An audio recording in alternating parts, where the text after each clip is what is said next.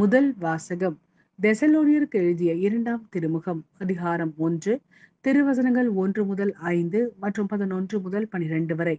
நம் தந்தையாகிய கடவுளுக்கும் ஆண்டவராகிய இயேசு கிறிஸ்துவுக்கும் உரிய தெசலோனிக்க திருச்சபைக்கு பவுலும் சில்வானும் தீமோத்தேயுவும் எழுதுவது. நம் தந்தையாம் கடவுளிடமிருந்தும் ஆண்டவராம் இயேசு கிறிஸ்துவிடமிருந்தும் உங்களுக்கு அருளும் அமைதியும் உரித்தாகுக.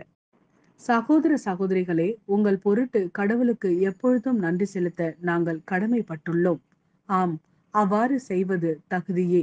ஏனெனில் நீங்கள் கொண்டுள்ள நம்பிக்கை ஓங்கி வளருகின்றது.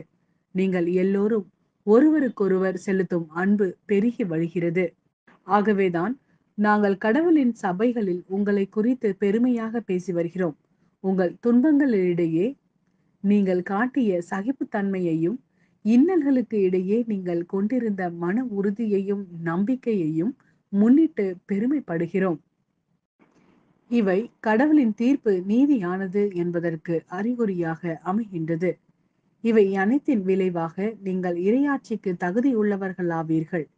இந்த ஆட்சிக்காகவே நீங்கள் துன்புறுகிறீர்கள். இது ஆண்டவரின் அருள்வாக்கு. இறைவா, உமக்கு நன்றி. மத்தேயு எழுதிய நற்செய்தி அதிகாரம் 23 திருவசனங்கள் 13 முதல் 22 வரை.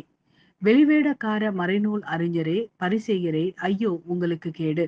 மக்கள் நுழையாதவாறு அவர்கள் முன்பாக விண்ணக வாயிலை அடைத்து விடுகிறீர்கள். நீங்கள் நுழைவதில்லை, நுழைவோரையும் விடுவதில்லை. வெளிவேடக்கார மறைநூல் அறிஞரே, பரிசேயரே, ஐயோ உங்களுக்கு கேடு! ஒருவரையாவது உங்கள் சமயத்தில் சேர்ப்பதற்கு நாடு என்றும் கடல் என்றும் பாராது சுற்றி அலைகின்றீர்கள். அவ்வாறு சேர்த்த பின் அவரை உங்களை விட 2 மடங்கு நரக தண்டனைக்கு ஆளாக்குகிறீர்கள். குருட்டு வழிகாட்டிகளே, ஐயோ உங்களுக்கு கேடு! யாராவது திருக்கோவிலின் மீது ஆணையிட்டால் ஒன்றுமில்லை. ஆனால் அவர் கோவிலின் பொன் மீது ஆணையிட்டால் அதை நிறைவேற்ற கடமைப்பட்டவர் என்கிறீர்கள். குருட்டு மடையரே, எது சிறந்தது? பொன்னா? பொன்னை தூயதாக்கும் திருக்கோவிலா?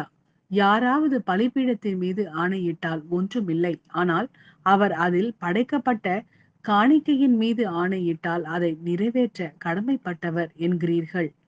குருடரே, எது சிறந்தது? காணிக்கையா? காணிக்கையை தூயதாக்கும் பலிபீடமா? எனவே பலிபீடத்தின் மீது ஆணையிடுகிறவர் அதன் மீதும் அதன் மேலுள்ள அனைத்தின் மீதும் ஆணையிடுகிறார். திருக்கோவிலின் மீது ஆணையிடுகிறவர் அதன் மீதும் அதில் குடிகொண்டு இருப்பவர் மீதும் ஆணையிடுகிறார்.